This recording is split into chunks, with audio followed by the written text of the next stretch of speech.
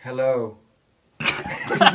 Welcome back to the latest episode. This is some indication as to how this next podcast is going to go. I wasn't ready for drama, Paul. There. Hello and welcome back. My name is PBL, Paul Butler Lennox. We'll try and abbreviate that and shorten that even further because it's such a head wreck. And himself, Paul Webster. Yeah. So we had Owen Colgan on this week. Also known as Buzz, or I call him Collie. An actor, comedian, improvisationist, well known for Hardy Books. It was a really fun conversation we had with him, talking about how he got his break. He's not here listening to us at all. We chatted to him all things, YouTube, his career. His fun lifestyle, his man about town status, the money he makes, and everything else. And it was just a bit of crack. And this is a good one for people, especially who are starting out in comedy and trying to create their own work. It's a really good one. So we'd also like to take a moment out to thank our sponsors, wonderful sponsors, Westland Studios up here on Pearse Street. The lads do incredible work here, Trojan work for up and coming bands. They've really, really, really fantastic facilities and rates.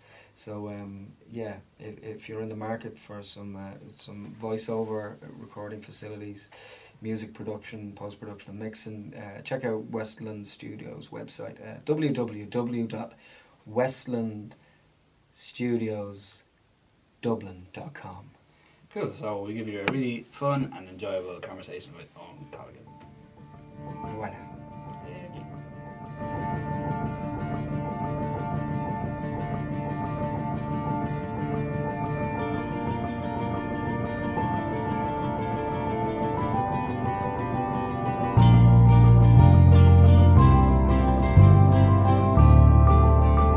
Hello, you're very welcome, Owen Colgan, comedian, writer, actor. All the above? Mm-hmm. All the above and a few more. How's your day been going so far? It's going good, yeah. I was just saying to Paul beforehand, I was trying to Which Paul? Paul on the left. Paul Butler Linux. This is not a visual. Paul Butler Linux. I was just saying that, because I've got very bad attention. Yes. I couldn't think of the word there because I think about flowers. Exactly, yeah. No, but today I was trying to structure different ideas. So I'm trying to write an online book. Okay. Trying to write stand-up, trying to write a sketch, and then I'm also trying to just write random series stuff. And just live your life, man. Live your life, man, exactly. So you're trying to figure out how best to multitask. I was, and I was spending an hour at each, and then I just found myself drifting over to YouTube watching Conor McGregor's best fights. Right. Which is an awful waste of time. Natural, yeah. Well, I guess it's a good thing that you're busy. Yeah, it is. But at the same time, you never really feel content because you're like, that could have been better, or the stuff you're writing, you're like, is it good enough? You're always questioning yourself, you know? Yeah. Well, that's healthy, isn't it? I guess to a point. McGregor. Yeah. Well, yeah, that's true. But you need to appreciate the moment too. Okay. Sometimes I have trouble doing that because I'm like, fuck, you're always thinking about the next thing, you know? Yeah. Well, we might take a little step back in time. All right. It's a little number I like to call it. Webster. Beginning of man, is it? Yeah, the Big Bang. Well, we forward few Began in Africa. The beginning of Owen Colgan. Well, that's contentious because that could have been 1983, but I was born 1984. If you know what I mean. Parents having sex. Okay. Sorry, that was weird. So you grew up in Mayo? Born in Swinford and Mayo on the countryside. Okay. In 1984. 1984. 27th of May, just in case anyone wants to buy me a present next year. It's coming up now, so it's nice. Yeah, just get it ready. Yeah. And then just went to Canaf School, a small school that was up the road from me. There were only 15 students. Oh, okay. There was a couple of years that had actually no students in the year. So it's just you and the teacher. Me and the teacher just going at it. Long division. Not not like that. No, though, I had 3 people in my class in school, and one of them went to a different secondary school, and me and one other guy went to the secondary school together. Okay. So there was all these other students in the secondary school together that knew each other, and I was only me and him knew each other. Does that make sense? Yeah. Cool. Yeah. Let's keep going. Yeah. So that kind of, I suppose if you're kind of in that environment, have you have you siblings, brothers and sisters, or is it? Just I have 2 of each. Yeah. Yeah, but in that school environment, I'd imagine when there's so few of you that you have to, you know, it'd be a great playground for the imagination. Definitely. There would have been a lot of kind of, you know, you putting on accents. Yeah, definitely. Yeah. And the guy that I was went to secondary school with, he was my best friend at the time. Sean Finn, his name is. He was a genius, still is. Is he still on the scene? Yeah. He's living in Portugal now. I was over at his wedding there not long ago. Nice. But he was really, really smart. Like, as in, very, very, very smart. So I was like, I've got to do something here to keep my head in the game. So I just started, you know, using comedy or stuff like that to sort of get my way. And when did you start thinking of yourself as maybe I might actually be good at this? I did, maybe 2 years into the Hardy books, 3 years into the Hardy books. Oh, really? I just thought to myself, I don't know what else I want to do. So I was like, I may as well try this. Yeah. And then I got a few bits of work on the side and stuff like that. Yeah. And before Hardy books, was it on the radar at all? not one bit. No. I was working in a shop in Galway called Vivo. Oh yeah. Do you know the one on Prospect Hill? That's right. Yeah. The 24-hour one. After Cuba. Yeah. I just got myself. I actually got barred out of there a few times. And then Before you worked there? Before I worked there, and then a few weeks after, I'm like, any jobs going, lads? Is there? And they gave me a job. No way. Yeah, I worked there. Oh, that was a hard job. Even though the people in there were lovely. Yeah. But like, if you worked from 12 at night till 8 in the morning, you'd be getting lunatics in from like Cuba nightclub or wherever. Yeah. So I worked in Used there. to be wild in there. Was it a nightclub or?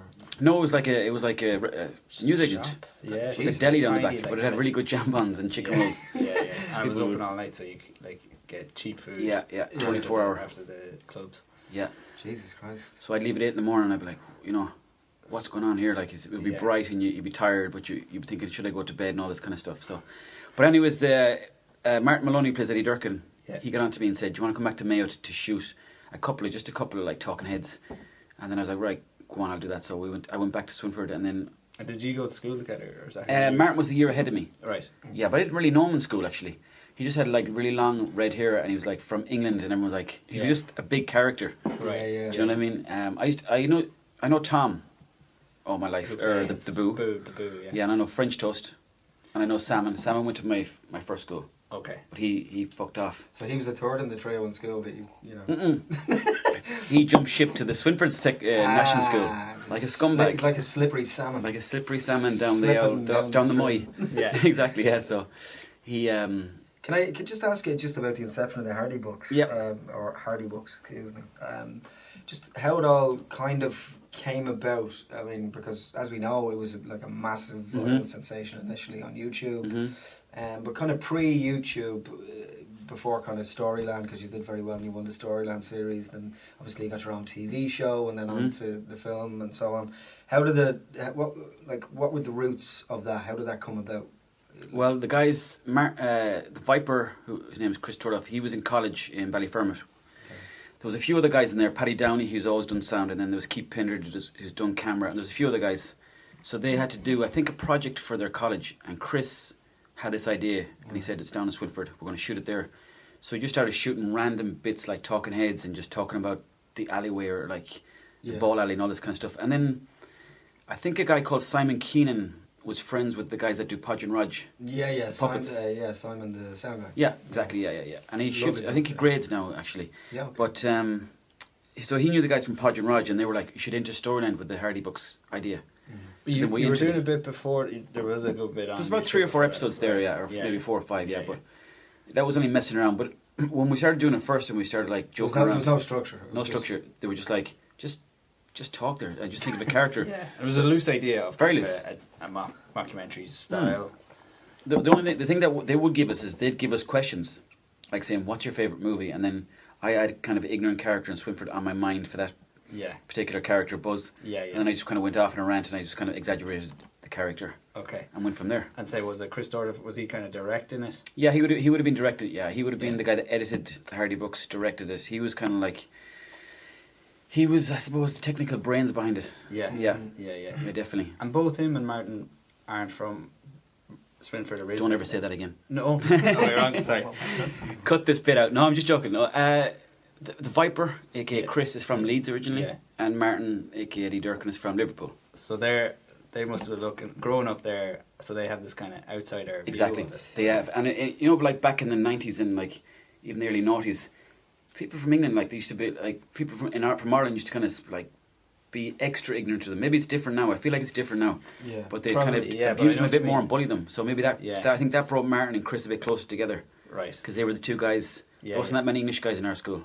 Yeah. So those two were English, and they were both messers. So then Martin was big. Yeah. Chris was quite small, so Martin kind of looked after Chris. Right. Okay. You know?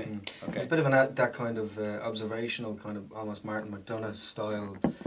I've always found from watching the show with the two guys, like they know the characters better than the characters know themselves. Yeah, for sure. Yeah. And they pick up on a lot of the colloquialisms, and obviously they're fantastic mimics as well, Yeah. as you can see. Yeah. But there's a bit of that going on, am I right? Definitely. Yeah. But they also have the advantage of like coming from outside the town, but being in the town long enough to know how people act. Yeah. But also being able to see how kind of strange it is.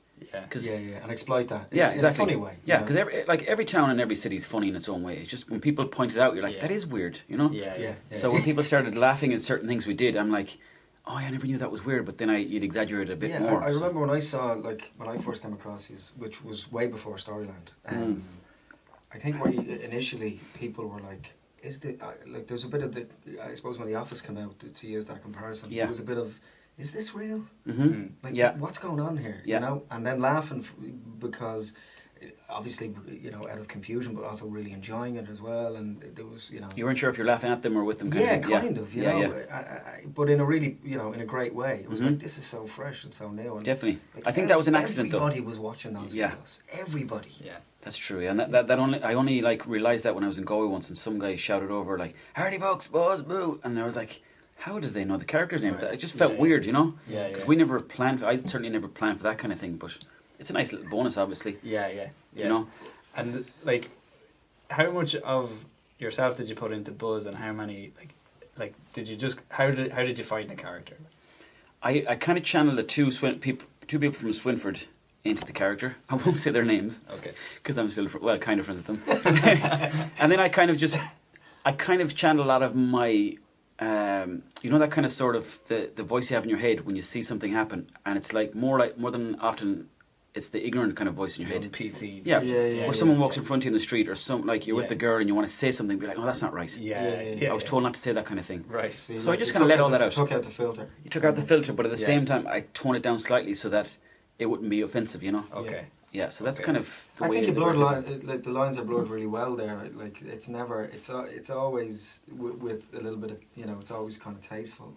It's never borders on like really offensive. It's always quite intelligent. I think that's testament to Definitely, and I think Hardy Bucks is very lad orientated, but you couldn't really say it's misogynistic either. No, I don't you think know? it is. No, I think it's actually quite warm as well. Yeah, definitely. Yeah. You kind of feel for the characters, you know. Yeah, especially a lot of the kind of salmon stuff and some of the relationship type of material. Yeah. It's good. It's, you know, it's quite, you know, it's real. Yeah, people can relate to it, I suppose. Yeah. So for someone who doesn't know what Storyland was, could you tell us just briefly what it was and how you found the whole process?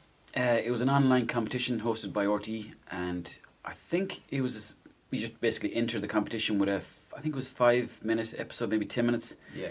And then they cut it down to 20 people. I think we had to make another video. And then when it got down to 10 sort of different contestants, they started paying you like, I'm not sure, what was it called? About 600-700 quid as an episode or something. An episode, yeah. More, maybe less, maybe about you got 6 I think actually, you know what, it was $8,000 an episode, wasn't it? Right. It was $8,000 an episode. Yeah. So and then, how many votes you could get? Yeah, it was all about votes. You could use YouTube back in them days for that, and Bebo. Bebo was the big deal back in them days. Yeah, Bebo, baby. Yeah. But I don't think you can use it anymore. I think they changed the rules on that. So now it's different. It's each episode just gets a 20-minute episode. Yeah. And there's no voting or. And there's more money per episode too. Competition. Yeah, exactly. It's like $30,000 in it. It's like an internal vote, I think, isn't it? In RT, they decide. I think.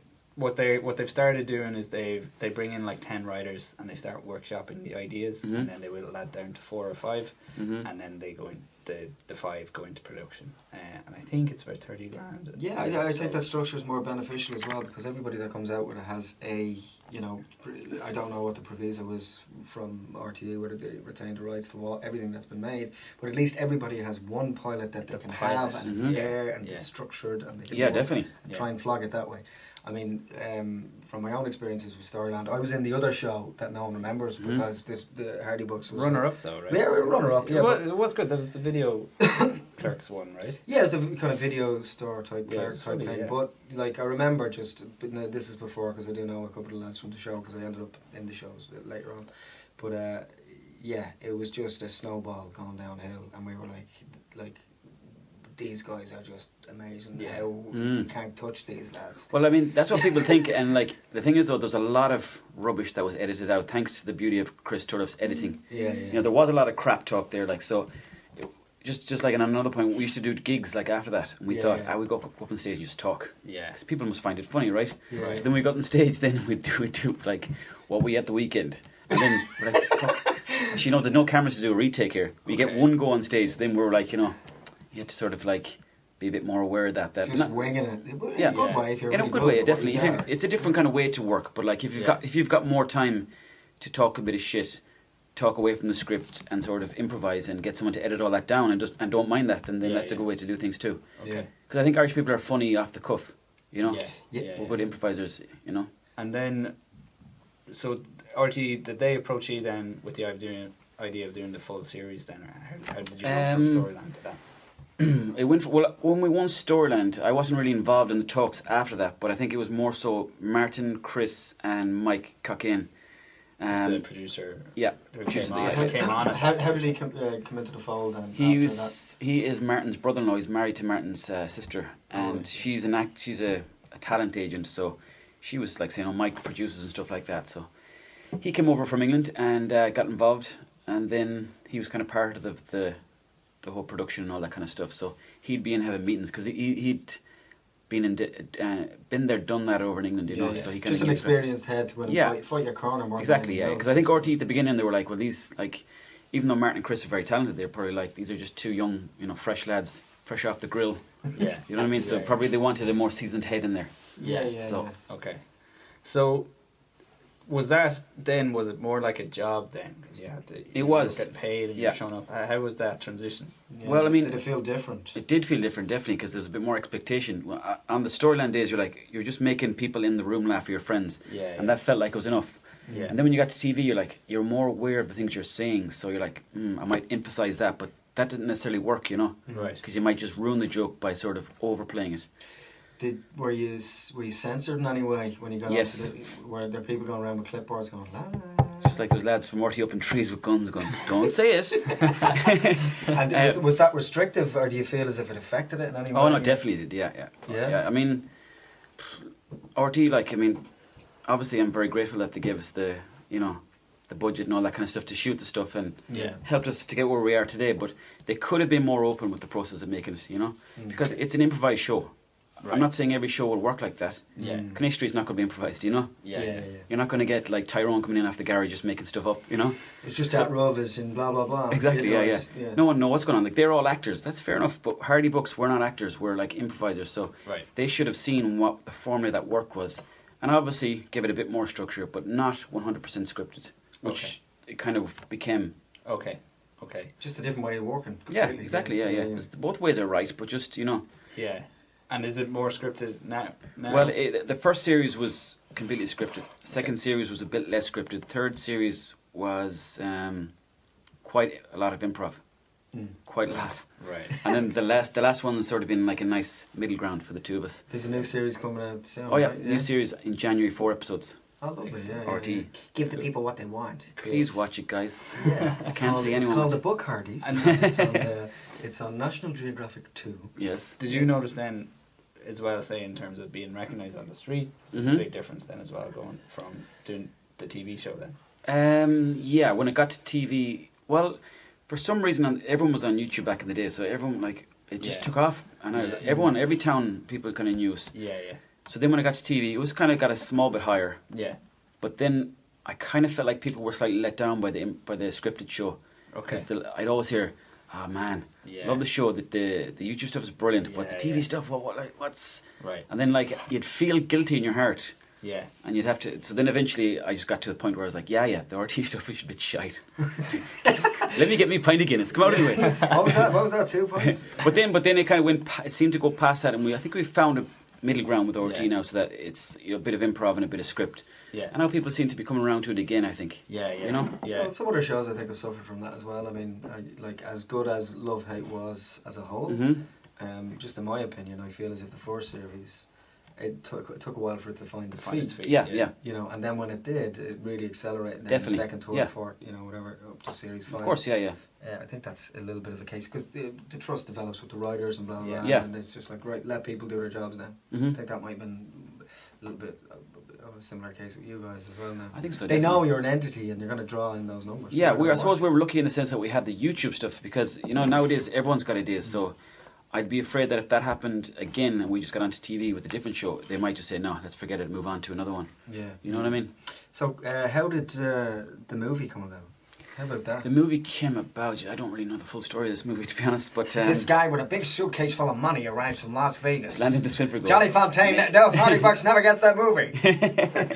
Was it a case like that, or like were you like Not quite like that, Universal no, come to actually. you, or was it pitched, or was I think there a the script idea written first? Well, it was the European Championships in Poland. Ireland were in the European Championship in Poland. Yeah. We were in Mayo. Picture this, you know. But so then I think Mike, he approached the Irish Film Board, and they were like, "Oh, that's a great idea. Hardy Bucks go to Poland. Like that sounds like it'll work, you know." Yeah, yeah. Because sporting events and comedy, they're a good combo. And then I think RT wanted to get a bit of the pie then, you know. Yeah. So like, oh, I might have a taste of that now. So I don't want the film more getting all of that, you know, pie. So let me give me that corner there.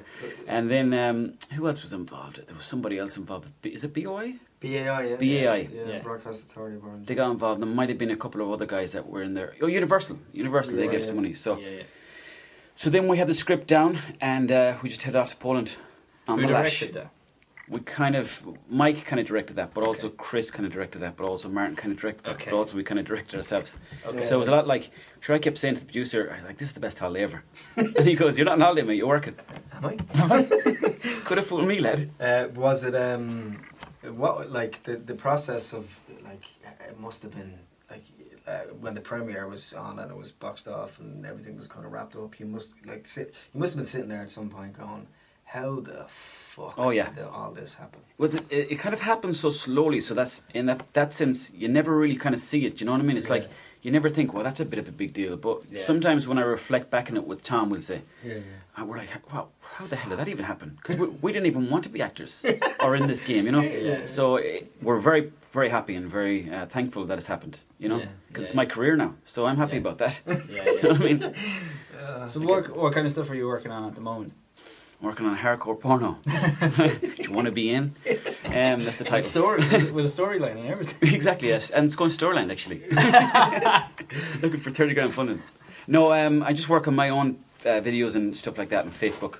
Okay. So that's You're kind working for Facebook now? Working for Facebook. Stephen Zuckerberg, we're like that. You can't see what I'm doing there, but it's a very close connection to it. You have a huge followership, right? Yeah, well, it's quite big, but it's only Facebook as well. I don't necessarily feel like Facebook is a steady ground, you know. I feel like it's like quite a fickle place to you know.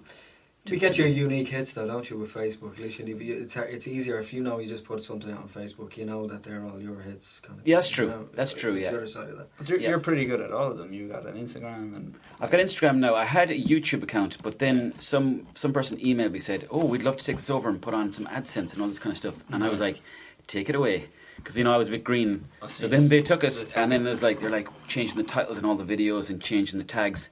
And they made it a bit more generic as opposed to sort of part of my character. Yeah, because I put up silly titles like, this is a story about a badger. And they'd be like, no, you need to tag it with animals and like nature and all this stuff. So I thought I'd make money off it. I think I made 24 cents or something like that, which they didn't even send out to me. I could just check the like analytics. So I just deleted that account. Okay. And I'm starting a new one again. But I get all my work through Facebook. Okay. Yeah. And your character, it's kind of it's a hybrid of yourself again. And yeah. Oh, do you mean the Facebook? Well, the character of Facebook is like a hybrid of Buzz. Yeah. But he just likes a bit of fighting, that small bit more. Fighting. But he might hang up the gloves. You got to check out and see on the Facebook page, you know. Yes, and so you've made stuff with Satanta as well, right? So the MMA stuff. Tell us a bit about that. I made 3 videos with Satanta. It's called it was called Hardman and Cars Getting Coffee. That's what it was. Yeah. Right. It's a piss take on the comedians in cars getting coffee. And I met 3 Irish fighters. There was Aisling Daly, Owen Roddy, who's a coach for McGregor, and the other one was Paddy Hoolan. That's right. There you go. Oh, Yeah, 3 legends altogether. So I just drove around in a van with them. Yeah. I had Hammer in the front seat driving for me because at that time I didn't have my driving license. Hammer is the driver for Aslan and also security. No way. Because he's a big guy. What's he like? He's a lovely guy. Yeah. How does he protect them in this crazy world? Oh, very good. That's quite good. Keep that in. Keep that in. Oh, that's so bad. Now you know why I'm not working. He's a sound skin, but they were all lovely. They were all spot on, and just like. So that must have been another kind of busman's holiday because you love MMA anyway, right? Yeah, definitely. Yeah. Well, there's a bit more pressure because I don't know why, but I felt like I wanted to be out chatting to them and out moving around. I just felt that sitting in a van beside someone, I felt I was a bit stilted, to be honest. Yeah, you couldn't gauge reactions. Yeah, I couldn't really gauge. Yeah. I mean, looking back now, I'm happy with them, obviously, but I would have preferred if we'd been out walking or something like that, and then back into the van, that kind of way. Yeah. But great to meet them in the first place. They're legends of Irish sport. Yeah. What about what's next for you? What are you working on, or what's the plan for next? Well, the Hardy Book series coming out in January, and I have a few videos coming up on my Facebook page with different companies like 4-Star and the likes of that. Yeah, this is where you can plug all your sponsors. So you're available. Well, I don't want to plug them because they were already big. I want to plug myself. Owen Colgan Facebook.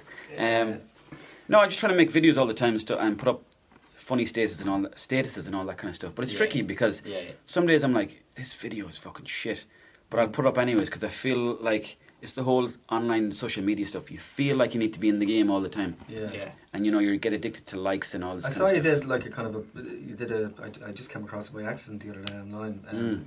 It was like an influencer type video. Is that a response to that type of jadedness that you're having with social media? There's a small bit of that. Yeah, that's probably a small bit of it. Yeah, because I've done videos like. And people are we just basing that on me because I'm on Facebook? No, not at all. No. Quite the opposite. No. So like recently I've been getting emails, not recently, but over the last few years, it's like, it's always tagged influencer. And I've never heard that word before, like as in terms of like social media influencer. Yeah. So then they're like, you're an influencer, would you mind like putting up this on your page and we'll give you a few quid and all this kind of stuff. Yeah. So I'm like, yes, I'll do that. I'll do that for money. Yeah, I have a suitcase full of integrity. Much is that? Everyone's got a price, Paul. Yeah. What would you see your niche as being, or why do you think you have such an appeal? Or? I guess because I don't know, because like the whole thing of being on the internet, putting up videos all the time and comments, you're sort of saying to people, look at me, look what I've got to say. But at the same time, I felt like the Buzz character was sort of like, because he was sort of not trying to show off. Yeah. So I'm just trying to find that middle ground all the time. It's tricky. Yeah. And maybe the surrealness of too, like talking about crows or jambons. That's the world is nuts and everyone's always on about like politics or some other bullshit. So it's nice to just say something completely random and silly. That make you laugh for like a little bit. That's true, because you pop up. I don't really use Facebook, but more so Instagram now. You're kind of popping up. It is because a lot of those, like especially Instagram, it is kind of people showing their best side, and this is their lives look amazing. Yeah, start taking the piss out of that. Like my name on Instagram is Owen Colgan Fitness. So I'm not fit at all. Can I ask you about any drawbacks? Because everybody thinks that once you get a bit of success and you're flying. Are there any drawbacks from this journey for you? I mean, do you find is it hard that for example, people recognizing you on the street, things like that? No, I don't mind that. No, I like, well, unless of course like you're with somebody and you're maybe hungover or you're tired or you're like maybe on a date and you're just trying to relax in the corner of a bar, and then you get a few lads going, oh man, you got a pint. I'm like, no, I'm not even drinking tonight. Like, what, you don't drink? Oh, you're soft and all this kind of stuff. But that doesn't happen that often. It's 99% very, very, very sound people, and it just makes Ireland a playground for me, because I meet people in the pub and they're telling me their stories and I'm telling them my stories. I genuinely do love it. But when was the last time you bought a pint? For yourself? no, fucking 2 nights ago maybe. No, but the Milky Bars are on you. Any drawbacks? Let me think. No, I mean like you would get people messaging on Facebook saying like you're shit, you're not funny at all. Like what who do you think you are, or like trolling you. Get yourself a proper job, that kind of stuff. But that's very rare, and like I don't expect to go through life with people going, "You're class, man." Who does, Yeah. Yeah, well, Paul Webster. And every day is a disappointment for me. I guess if the negative outweighs the positive, then you got to look at yourself and say, what's going on here? But if you're happy doing be grateful, I guess. Be grateful, exactly. Yeah. So, at the end of the day, I'm only trying to make a few people laugh, and I'm not like trying to change their minds on what God they believe in or who they politically are affiliated with. Yeah. Cool. Is there anything you'd like to add to that, Alan? Anything you want to plug or anything? I want to plug a positive world. People get off Facebook and start talking to each other, connecting. Yeah. I believe that the children are the future. You think so? Yeah. To be the passive, they keep going the way they're going. Yeah, that's the truth. You know what I mean? All right, thank you very much. Yeah, thanks, man. Thanks, guys. Thanks, all. Thanks, Paul.